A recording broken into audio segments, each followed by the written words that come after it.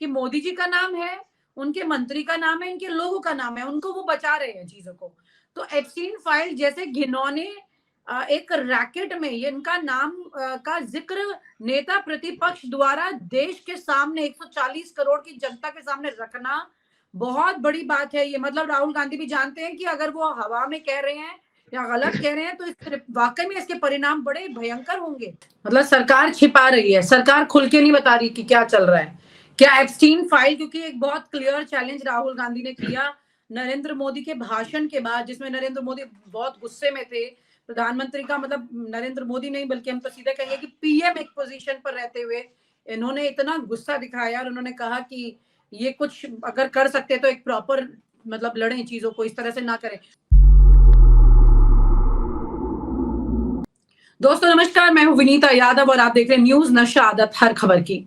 तो अमेरिका के supreme court ने राष्ट्रपति डोनाल्ड ट्रंप के टैरिफ लगाने के अधिकारों पर रोक लगा दी। लेकिन इसके बाद क्या हुआ? क्या वाकई में डोनाल्ड ट्रंप बैकफुट पर चले गए हैं अपने देश में? क्या यहाँ पर मोदी जी की जीत मानी जाएगी?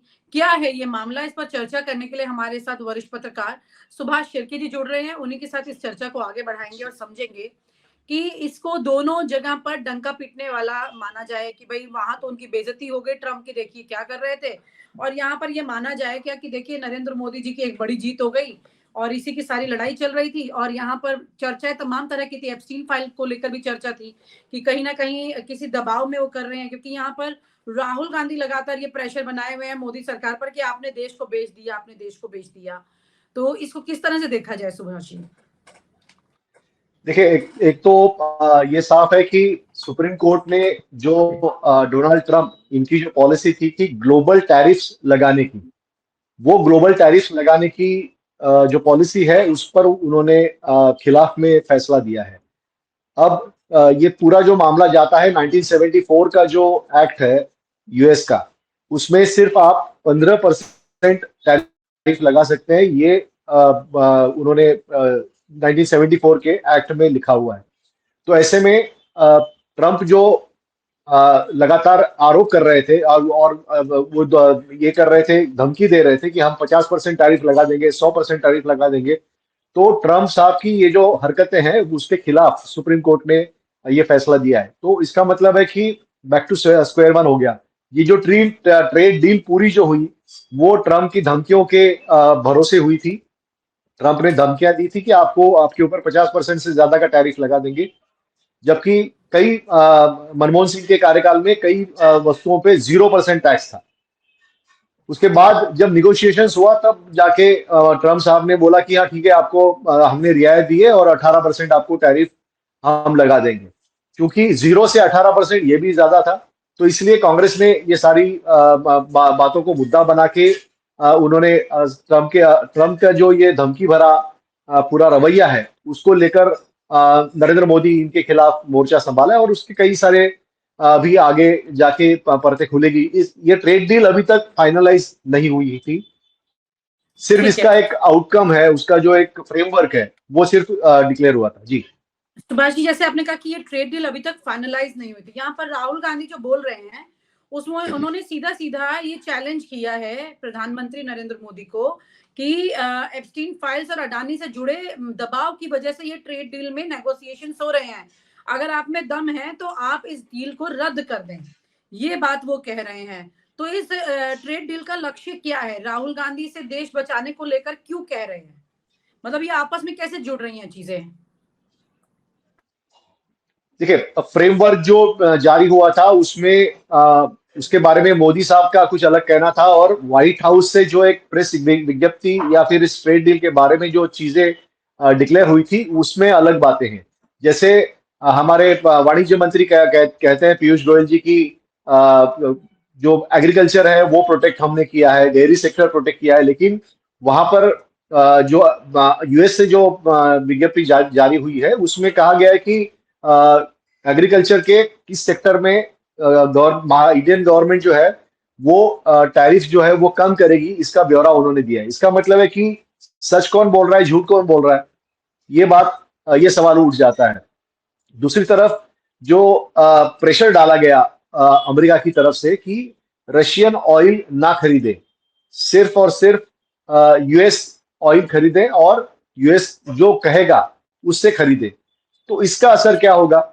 इसका असर ये होगा कि रशिया के साथ हम जो खरीदारी करते हैं वो रुपए में खरीदते हैं, तो इसलिए हमें एक्सचेंज रेट नहीं लगता। लेकिन हम जो यूएस से खरीदेंगे तो उसका डॉलर में हमें पैसा देना पड़ेगा। इसका मतलब है उस वक्त का जो एक्सचेंज रेट होगा वो हमें उसका भी खामियाजा हमें भुगतना पड़ेगा। तो ये जो डील है वो डील इंडिया के फायदे के लिए तो नहीं दिख रही। जैसे अगर हम ऊपरी सतह से देखें तो रशियन तो ऑयल राहुल गांधी सही जो कह रहे हैं, रुपए इसका के दाम मतलब में हम, ये भारत का फायदा नहीं है इस डील हाँ में। इसका मतलब, और ये क्यों, तो ये क्यों हुआ, तो इसके पीछे कारण क्या है? इतनी बड़ी सहूलियत हमने अमेरिका को क्यों दी जबकि हम अब तक नहीं दे रहे थे? हम अमेरिका से तेल खरीद बहुत ही कम लेवल पे खरीदते थे, लेकिन ज्यादातर खरीदारी हमारी रशियन तेल और ईरान का तेल, वो भी हमें रुपए के दाम में ही मिलता था, उसमें उसमें हम खरीदते थे। तो ये जरूरत क्या आन पड़ी? क्या ब्लैकमेलिंग हुआ? कांग्रेस को एक मुद्दा मिल गया इसमें कि अमेरिका का ये जो डील है वो ब्लैकमेलिंग के जरिए हुआ है। ओके, तो यहाँ पर यानी कि कुल मिलाकर के ये पूरी परिस्थिति जो बन रही है ये बहुत क्लियरली कह रही है कि राहुल गांधी जो सवाल उठा रहे हैं वो सही है। तो फिर नरेंद्र मोदी जी इस बात का जवाब जब संसद का सत्र चला था उसमें उन्होंने क्यों नहीं दिया?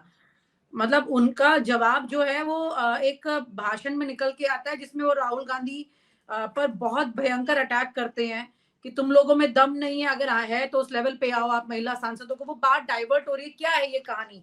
मतलब इसमें दो सवाल है इंपॉर्टेंट इस बात को लेकर।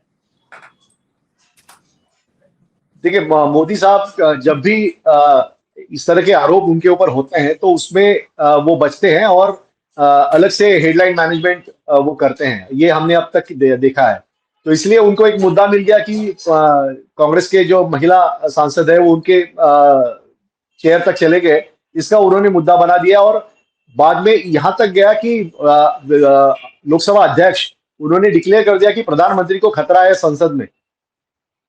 तो ऐसा पहली बार इस देश में हुआ है कि किसी प्रधानमंत्री संसद में नहीं आ रहा है क्योंकि उनको लग रहा है कि वो खतरे में है, जबकि पूरी सत्ता उनके पास है, पूरा लोकतंत्र उनके साथ उनके पास है, लेकिन संसद भी उनकी है, ज्यादातर मेंबर उनके, बहुमत उनके पास है। बात को अलग तरह से रख दिया ना सुभाष जी। वो तो ये कह रहे हैं कि इतना गंदी हरकत कर रही है कांग्रेस इस लेवल पर उतर आई है कि महिला सांसदों को सामने खड़ा कर रही है।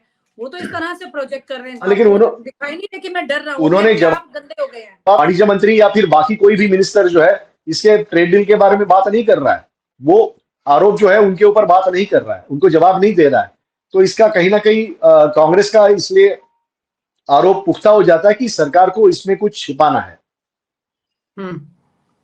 मतलब सरकार छिपा रही है, सरकार खुल के नहीं बता रही कि क्या चल रहा है। क्या एप्स्टीन फाइल, क्योंकि एक बहुत क्लियर चैलेंज राहुल गांधी ने किया नरेंद्र मोदी के भाषण के बाद, जिसमें नरेंद्र मोदी बहुत गुस्से में थे। प्रधानमंत्री का मतलब नरेंद्र मोदी नहीं बल्कि हम तो सीधा कहेंगे कि पीएम एक पोजीशन पर रहते हुए इन्होंने इतना गुस्सा दिखाया और उन्होंने कहा कि ये कुछ अगर कर सकते तो एक प्रॉपर मतलब लड़े, चीजों को इस तरह से ना करें। तो राहुल गांधी ने उस चैलेंज को एक्सेप्ट करते हुए एक वीडियो रिकॉर्ड कर दिया और उस वीडियो में सीधा उन्होंने कहा कि ये सारा मामला एप्स्टीन फाइल है। तो अब जनता ये जानना चाह रही है कि कांग्रेस और बीजेपी के बीच में जो लड़ाई हो रही है वो इसमें एक्चुअली सच क्या एप्स्टीन फाइल में? क्योंकि उन्होंने क्लियरली बोला है कि मोदी जी का नाम है, उनके मंत्री का नाम है, इनके लोगों का नाम है, उनको वो बचा रहे हैं चीजों को। तो एप्स्टीन फाइल जैसे घिनौने एक रैकेट में इनका नाम का जिक्र नेता प्रतिपक्ष द्वारा देश के सामने 140 करोड़ की जनता के सामने रखना बहुत बड़ी बात है। ये मतलब राहुल गांधी भी जानते हैं कि अगर वो हवा में कह रहे हैं या गलत कह रहे हैं तो वाकई में इसके परिणाम बड़े भयंकर होंगे, क्योंकि इस लेवल पर देश के प्रधानमंत्री का नाम पर अगर वो बोल रहे हैं तो लोगों को विश्वास करना पड़ेगा, क्योंकि राहुल गांधी है ना, वो कोई ऐसे अरे गरे नहीं बोल रहे हैं, नेता प्रतिपक्ष है, अपोजिशन लीडर है, एलओपी है वो। तो ऐसे में जनता क्या मान के चले कि वाकई में नरेंद्र मोदी घिर गए हैं एप्स्टीन फाइल में क्या? देखिए, नरेंद्र मोदी पूरी तरह से घिर गए इस एप्स्टीन फाइल में, लेकिन वो बचाव की मुद्रा में है। लेकिन आप देखिए विनीता जी की बाकी देशों में जिन जिन लोगों के नाम एप्स्टीन फाइल में आए हुए सबने सफाई दी है, और कई यहाँ पे तो जिम्मेदारी लेते हुए उन्होंने अपने अपने पदों से इस्तीफा भी दिया है। यहाँ पे कोई भी सफाई नहीं दी गई है। अनिल अंबानी 2017 के मोदी साहब के मीटिंग के लिए, ट्रम्प साहब की मीटिंग के लिए क्या ऐसी बैक चैनल डिप्लोमेसी कर रहे थे एप्स्टीन के साथ, इसके बारे में कोई खुलासा नरेंद्र मोदी की तरफ से नहीं हुआ है। जो हरदीप पुरी जो मिनिस्टर थे, वो नगर निगम मिनिस्टर थे, उनका क्या रवैया था, उनके बारे में कोई भी जवाब मोदी साहब ने नहीं दिया। हरदीप पुरी ने प्रेस कॉन्फ्रेंस ली, लेकिन उन्होंने जो ऐसे ही जवाब गोलमोल से दिया और उन्होंने कहा कि हमारा कोई रिश्ता नहीं है। लेकिन बाकी जो इन्वेस्टिगेशन है, क्या इन्वेस्टिगेशन इसमें क्यों नहीं हो रहा है हमारा इस पूरे देश में? एक एजेंसी, जांच एजेंसियां क्यों नहीं इसमें इन्वेस्टिगेशन कर रही है? जबकि ब्रिटेन में तो वहां पे जांच का आदेश दिया गया है। वहां के जो किंग है, उन्होंने आदेश दिया है कि जो उनके जो भाई है, उनका ही नाम उसमें आए, तो उन्होंने जांच के आदेश दिए। अपने यहाँ पे आरोप होते हैं, लेकिन कोई जांच होती नहीं है, तुरंत क्लीन चिट मिल जाती है सब लोगों को। तो ये हमने देखा है। तो मुझे लगता है कि एप्स्टीन फाइल इतना बड़ा मामला, इतना संगीन मामला है, और भारत का प्रधानमंत्री क्यों एप्स्टीन के जरिए ट्रंप के साथ बात करना चाहता था, ये लोगों को उजागर, लोगों को पता होना चाहिए। और आप हमसे जुड़े रहने के लिए सब्सक्राइब करें YouTube पर, फॉलो करें Twitter पर और लाइक करें Facebook पर। और ज्यादा जानकारी के लिए आपको टाइप करना होगा सिर्फ न्यूज़ नशा।